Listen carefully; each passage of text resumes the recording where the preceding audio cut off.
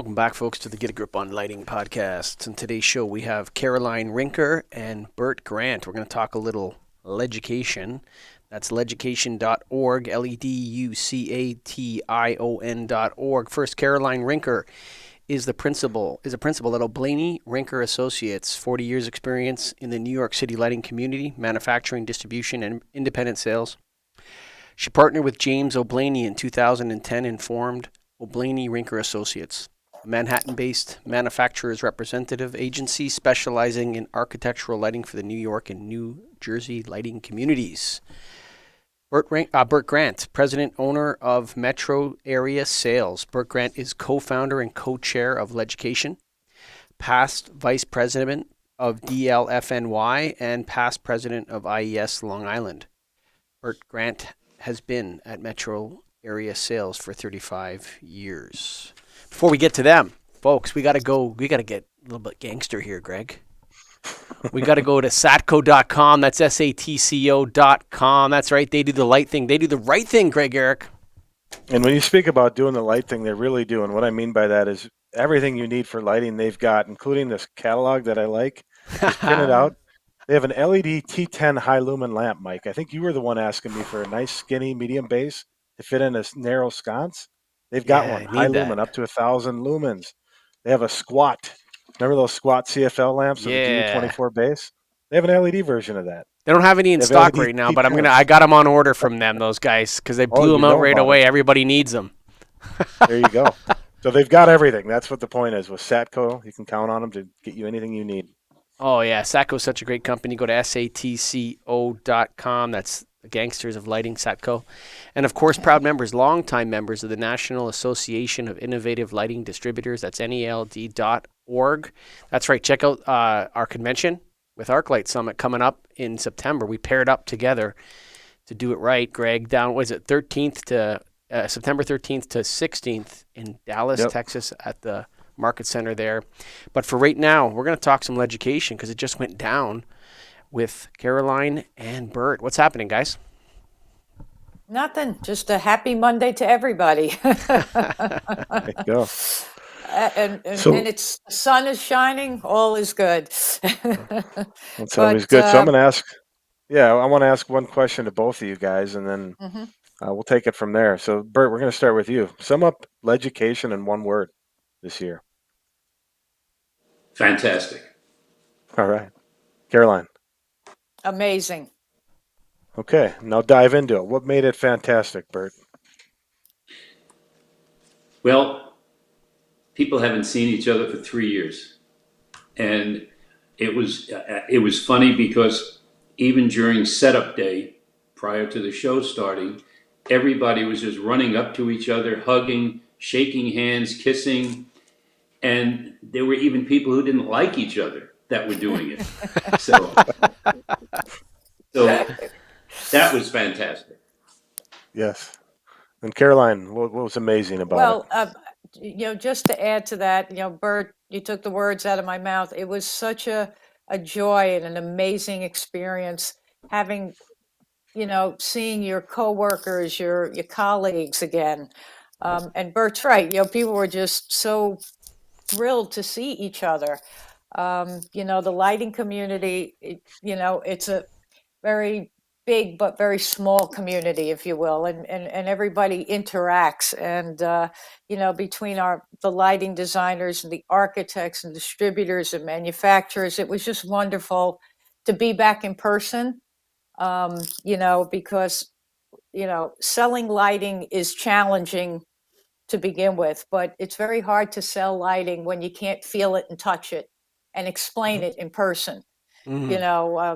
So it was just so amazing to see everybody again. And I think Burt, what was we're not going to talk exact numbers, but we had 4,000 attendees, and over 4,000. Over 4,000, and our lighting community really came together and made the event so successful, and I couldn't be more thrilled. And by the way, just to add on to what Caroline said, it wasn't just the local lighting community. It was the lighting community from across the country. We had people from California, Kansas, Texas, San Francisco, etc. And overseas, Bert, we had some folks in from Yeah. Canada, yeah, not overseas, from England, and so everybody really came together, and I think that was, amazing. And not to get too much into the sort of the political side of the pandemic and what this or that, but what I was one of the things that initially this idea of essential workers, I never liked that term. I think we're kind of glad that that's kind of faded into the background, and it's going to be kind of a historical relic of Yeah. what we've all gone through in the last 2 years. But one of the things that I think was on the chopping block early on was this in-person events and industries. And a lot of people, there's too many lighting events. Maybe that's true, or there's you don't need to gather in person. You can do everything by meetings or by Zoom meetings. And certainly we can do a lot more with these tools that we're even using right now. But I think, what you guys both expressed was the human element of it, the seeing of friends. Why are in-person events so essential to people's growth in knowledge and experience in the lighting industry? Well, just to make a comment, during the pandemic, a lot of reps and manufacturers were forced to do virtual programs, and they did them. And after a while, I heard from a number of the people in the design community that they were finished with it. They were so tired of seeing these visual. It's not the same as Caroline said earlier. It's the touchy-feely. It's the in-person, handing someone a sample, showing a demo. So I think that's the part that gets missed with that. And to add to that, Bert, too, is, guys, if I'm showing you a lighting fixture, an accent lighting fixture, if I unfortunately don't have one here, but if I put this up against the wall, it's just going to look like a blob of light. Mm-hmm. So people, it's very hard to show lighting and explain lighting via screen. Even you look at the Bell and Howell commercials on television, right? With the crazy retrofit LEDs. It just shows this big bright light, right? It looks like Area 51 or what, but you can't show us a lighting specifier lights via screen. They need to see it. They need to see what it's going to do, what color of the light, what quality of the light. And I think that's why we got such a great turnout, because no one's really seen anything new in 2.5 years, but the manufacturers haven't stopped producing new products. So everybody was excited to go out and really see it in person and say, all right, yeah, give me the lateral against the wall. Let me see what we have going on here, I think photographing and filming lighting has always been a fool's errand. It's I agree. I remember early on in my career trying to do before and after pics, and most cameras are designed to adjust the light level to different things. And so I even hired a professional photographer. This is pre-digital, actually, to take pictures of lighting systems that we had done in the before and afters. And it's very, very difficult. So you can make it look better. Actually, it's better in the lab where they adjust it and make it look more accurate.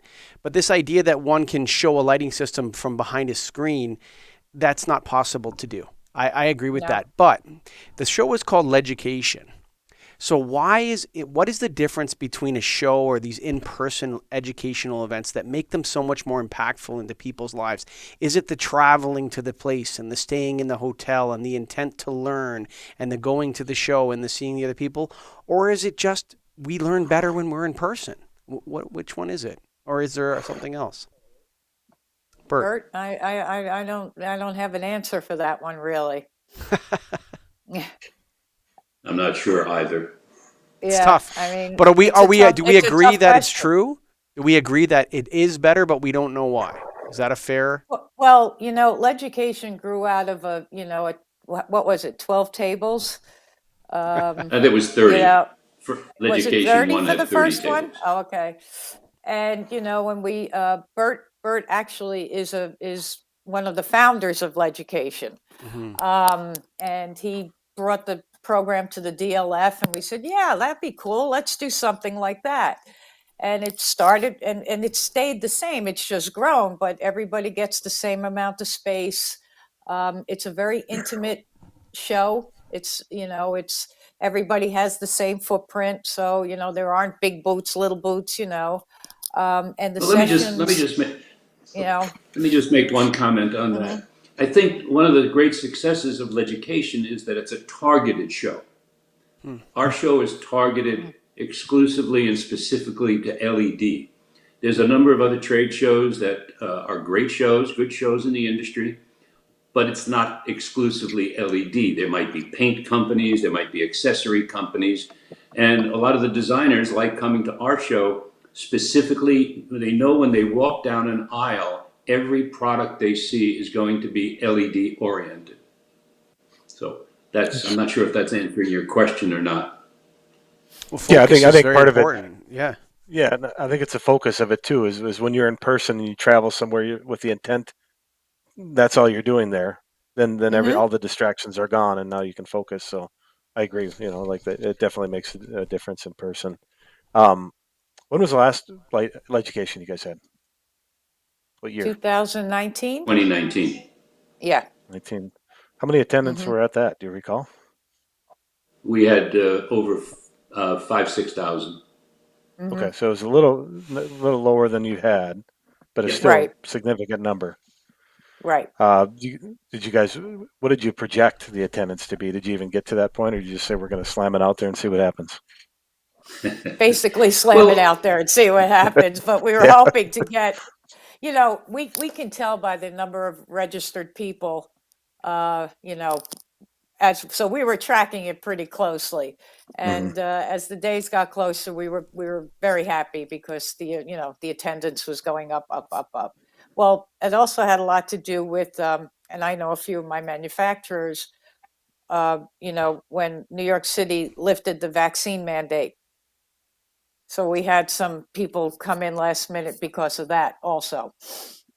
but we also lost some people who, once they changed the mask mandates and the vaccine mandates, I think we lost people Yeah. who said, "Oh, well, I'm not going now." Hmm. So it worked both ways. We gained people, and I think we lost people. Probably offset. It was about 2 weeks before it happened, right? The show when the mandate was gone. About a week. Oh no, about a About a week. week. Yeah, it About a was it week. was it was close, Yeah. but we always said that we will follow all the mandates. When people hmm would call us and ask whatever the New York City, mandates were, that's what we were going to follow. Yep. Did you guys have or do you have a breakdown by type of lighting company that was there? I know you said designers. Was that a majority of it, or do you know what the breakdown was? I don't I know don't think that, we have that yet. but we will get that. hmm Good. And how many educational sessions do you have? I mean, you don't know the number offhand, but was it one an hour, or how did it go? Well, we had about 30 total, if I'm not hmm Wow. mistaken. Yeah, And that was over 2 days. 2 days, and we Actually, had three. 3. We had virtual Monday for folks who couldn't get into the show in person. I think we How had was the 6 or attendance of 7. that? Sorry. Very well attended. All the sessions were very well attended. Well, the virtual ones were well attended as well. Yeah, because there's no Oh, cap on them. Okay. There's It's it, there's no restriction.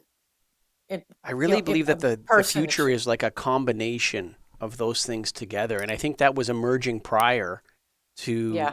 the pandemic, where, Greg and I had been in negotiations to do different content at your show, where we would be producing from LEDucation. It's LEDucation content, but it's unique. And now I think we've all sort of adopted this hybrid approach to, gain more more industry engagement across, different people that can't make it to our show. So I think that's 100%.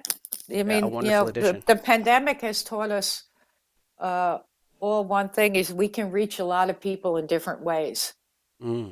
It's almost forced us to reach a lot of different people in different ways, right? So, hmm Well, when there's no cap, it was great. what's interesting, in 2020, when we had to cancel our in-person show, and we did a virtual show, and we had a whole bunch of virtual presentations, we got a list of people from all over the world that attended these virtual. I was shocked. There were countries I didn't even know had people that would be interested in lighting. I mean, Africa, Europe, Asia, from all over the world, some very obscure countries. We had hundreds and hundreds of people from everywhere. So I was quite surprised at that, as how many were interested in attending a virtual program on our shows. Caroline, is there anything that surprised you about the show this year that you weren't ready for? Or? No, we have a manager, Jason Gridley, who runs our show for us, and he works so hard, and he accounts for everything. So from the box lunches, to the attendees, to the lighting, the layout. So I have to give him a big kudos, because Yep. I was not surprised by anything. It just went off like every other year without a hitch. Wow, That's great. Tell me a And little the bit about lunches were great, by the way. Yeah, the lunches were very good, actually. Tell me a little bit about the structure and remind me. So the show is professionally managed, like you said. So you do have a company that professionally manages it, but you two are both volunteers. Am I correct? Correct. Yes. And so LEDucation has a board of directors, or how is it all structured in the decision-making process? Well, the Designers Lighting Forum of New York has a board, and then I guess we're a sub-board. We have a LEDucation committee, and the LEDucation committee there's about 7 of us, and we make all the, we discuss all the details, make all the arrangements. But yes, Jason pretty much runs the show with some of our input, and but we trust him implicitly. So if he says do it this way, we do it that way. I might go a little bit off topic here, Greg, if that's okay, but I'm curious about something. Sure. Okay.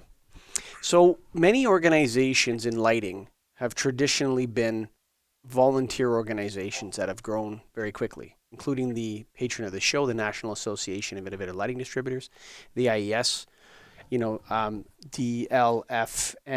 Did I get it right? Is that the right acronym? Yep. But I find that, and this is, with as delicately as possible, I'm going to say this, that it seems that the baby boomer generation and those that came before it seem to be much more interested in volunteerism than my generation, which is Gen X, and the generation coming. I find that when we engage volunteers, and at many different levels that I've engaged, that there seems to be a lack of understanding of how volunteerism works. Is that something that you guys observe? It's just a personal observation by me that many of these associations and things are run by baby boomers in a volunteer role, and that there's a problem with succession there. They can't seem to get that the spirit of volunteerism passed down to the next generation. Do you experience that at all, Burt?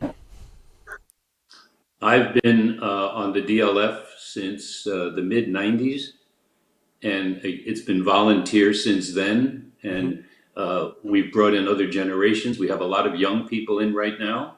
And I don't think I've ever heard anybody question anything. I think it was expected of them that it's their duty as a member of the lighting industry to give back and participate in the lighting community. Interesting. I agree with Burt 100%. Our board, it has, elders, youngers, middles, but I agree with Burt 100%. So my anecdotal experience turns out to be wrong when it comes to LEDucation, Greg. They're doing something better over there. They're doing it right. I find, it's interesting because the show is so popular and so well run that I'm wondering what the secret sauce to that is, like how to get people engaged in these kinds of things from the volunteer perspective. I like Burt's opinion, where it's like, you know what, this is a chance for you to give back. This is a place where you can contribute to the industry that you work in a way. Greg. And so, I think that the lighting industry, many of these associations have been built that way, and I think it's time that we start instilling that kind of attitude into these various committees, and that we're running it nailed, and so on and so forth. I would agree. I think that's the hard part is how to do it, but maybe Burt and Caroline have the secret. The secret sauce. I don't know, Bert. That's a hard thing to, I mean, one thing about the DLF board and DLF member, everybody's very passionate about it, and they take Right. pride in it. The DLF has a program every month. I'm not sure if you're aware of that, but every program is run by a different board member, and you interact with different members of the lighting community. But I would have to say it's the passion and the pride that we as a team put into all of this. Yeah, in all the years I've been on the DLF, I think people are excited and happy to participate and give to the community, the lighting community. Some of these programs that we do on the DLF, take hours and hours of work. It And blows my mind in away. addition, and in addition to our regular jobs, which are full-time jobs, we're basically, and more than full-time, and we're basically donating our time. And I don't think anybody I've ever encountered over the years has ever given it a second thought. No, I agree, Bert. I mean, and willing to do more. I know. How many people on the DLF board said, "Guys, you need help? I'll help you." It's just. I'll go back to my amazing. I remember being at the IES conference, Greg, in 2019, and there was many speakers, and some were paid speakers, and others were these volunteer IES committees where they were producing technical memorandums and all this, and I was absolutely blown away that all of these committees were volunteer-driven committees. Like I couldn't believe the production and the quality of the work. TM21, for example, I couldn't believe that was a volunteer effort to produce that. And so I'm wondering how that secret sauce works. I have a suspicion that you got to get people involved, and once you get them involved, it kind of becomes may become more involved and more interested in that area. It's getting them in the first place that is kind of the secret. I don't know. I'm trying to figure that out, though. I always joke. I said, "All right, you roped me in. Now you got me." But I've had people say to me, "You mean you don't get paid for that?" Yeah. Oh yeah. And I go, "No, we don't." And they go, "Really? How do you do all that work for nothing?" No, we don't even think about it. No, I don't even think about it. But does it benefit your career? I would think, I don't know about benefit the career, but it definitely, gives you exposure. Because when you're running a program, if Burt was a lighting designer and Burt did this amazing job at Lincoln Center, we wanted to bring the DLF and our members there, so I get to deal with Burt. So it gives you a lot of different exposure than sales client. It's when I served on the Nails board, you put a different hat on. Sorry, Bert, say that again. Look at it as free advertising. Well, the way what I saw, and maybe I have the right word here. When I served on the Nail board from 2009 to 2011, it gave me access to people that I would not otherwise have access to. Right. I remember meeting Ellis Yan and being taken out for lunch by him from TCP. And that's the president of the company. And I remember meeting him, shaking his hand, and talking to him about stuff and what his company was doing. And so I think that one of the ways that one of the rewards, and I hate to make it a reward, but I think we have to do that a little bit. One of the rewards is that through volunteerism, you gain access to people that are colleagues of yours and perhaps far more along in their careers. And then the conversations that ensue when you're with them, they're on topic about running LEDucation or running Nailed or whatever, but they're also collegial conversations about what you do for a living. And sometimes those are more valuable than any kind of education you can receive, quite frankly. Right. And like I said, it gives you the exposure in a different light, if you will. It adds savvy to the conversation, like teaching you Right. about how the industry works. And I hate to have turned this into a conversation about volunteerism, Greg, but I'm very curious about it because I think our industry needs the next generation to move into these positions and start to take passion in this industry and give back and start to meet all the people and all the players. So I'll turn it back over to you, Greg, to bring us back to topic here, though. Education. Yeah, so back on education, it all ties in though. But do you feel now that you're a couple weeks out after, is there anything you could have improved on for next year? Or any ideas to improve, or was it perfect?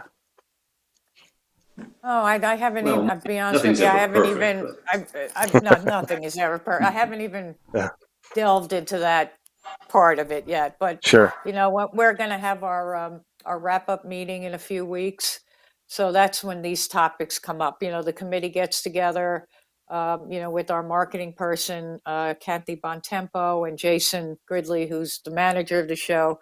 We sit in a room and we just aren't, battle it out and say what happened, Yeah. what could have been better, because obviously there are things that Burt and I may not even know about. right. So that's what'll happen in the next few weeks. Do you guys have a formal feedback system where people that attend the show can do a survey or anything like that? Hmm. I believe so. You do. I think Kathy Nice. sends that out. Doesn't it, Bert? Well, people aren't shy telling us the good and the bad, especially the bad. If they don't like Yeah. it, they're not shy to tell us.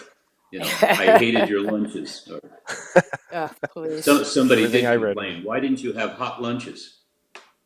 Well, Can't Go do get it your own now. lunch. Well, we were mandated by the right. rules. Well, Yep. I mean, not only that, but I'm a big believer in embracing complainers. Like there's something about that's something special about someone who complains. Even if obviously it has to be specific. I mean, obviously there are people that are just being jerks. But but those complainers, oftentimes they represent like 100 other people that just aren't willing to complain, you True. know? And so I'm a big believer that we bring those complainers in real close and really listen to them and let them have a platform where they can speak what they want to speak, because that's how we improve. Well, I would rename them, and let's say constructive criticism. There you go. Constructive When you hear critiquers. exactly, but yeah, when somebody just comes at you like, it's like, okay. Or You as tend not opposed, to or as you tend not opposed, to opposed listen. to chronic complainers. Yeah, Right. right. You tend not to listen, but no, we do. I remember seeing the survey. I don't think it went out yet, though. Got it. And you guys already have announced your 2023 dates. Is that right? Yeah, Yep. they've been booked Yep. for a while. Yeah. That's So good. March 6th to 8th, 2023. Same place, right? we're out there. Well, So it's if actually any other show 7 and comes 8. up, You're first. we're All right. first. And is that something you've considered? Have you guys thought about ever moving it outside of New York, or is it planning to stay there for the long run? That's it. Yep. We've talked about it. Yeah, but all like I know Los Angeles had a show very similar to it a few weeks prior. Yeah. And obviously the other show in Dallas. So every territory has their thing, right? So LEDucation is just, born and bred out of New York City. It's a New York go. state of mind. Exactly. Do you guys have any final thoughts for the Get a Grip on Lighting listeners? March 6th to 8th next year, 2023. You'll be here before you know it. And, got and it, I Bert. By think the way, go ahead, Bert. just to add on to that, as of today, we already have 390 tables sold for the 2023 show. Wow. It's awesome. Wow. And that's So and that's capacity. Yeah, Booked. we had a little over 400 this year, so we've already almost sold out the show already. Wow. Right. And I think we should just give a heartfelt, thank you to, all of our manufacturers and exhibitors and attendees and committee members and speakers and managers to just, a lot of people make this show successful, and we appreciate it. And again, thanks to everyone. And I thank you, Caroline Rinker and Burt Grant, for doing the show and for moving forward with it, and also for being a guest on the Get a Grip on Lighting podcast. It's New York State of Mind. But we're also going to go to another Thank you company. for having us. No problem. Thank you. Yes, thank you very much. We're also going to talk about another great company that's on the island of New York, the Long Island, I think it's called, and that is Satco, Greg.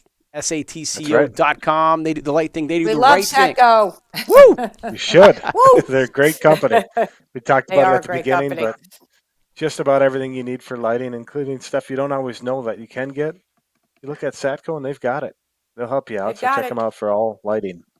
You're right. It's amazing. All right. They are amazing. And of course, proud members of the National Association of Innovative Lighting Distributors. That's NAILD.org. You heard about it, folks. NAILD is a place for you lighting distributors to give back. That's what I've been saying. And I love that Burt and Caroline agree with me on that. Because a lot of this stuff, you join the LEDucation committee or you join NAILD and you're saying, well, what's my ROI? And I just, that really kind of grates me a little bit, because the membership is very low cost at NAILD, and also we do a lot of great things for the industry. So if you're a lighting distributor and or electrical distributor that's heavy in lighting, you got to go to NAILD.org and check us out at our conference coming up in September 13th to 16th at the Dallas Market Center with ArcLight. Check it out. But if you made it this far, all the way to the end, folks, we love you guys. Thanks for listening. Bye for now.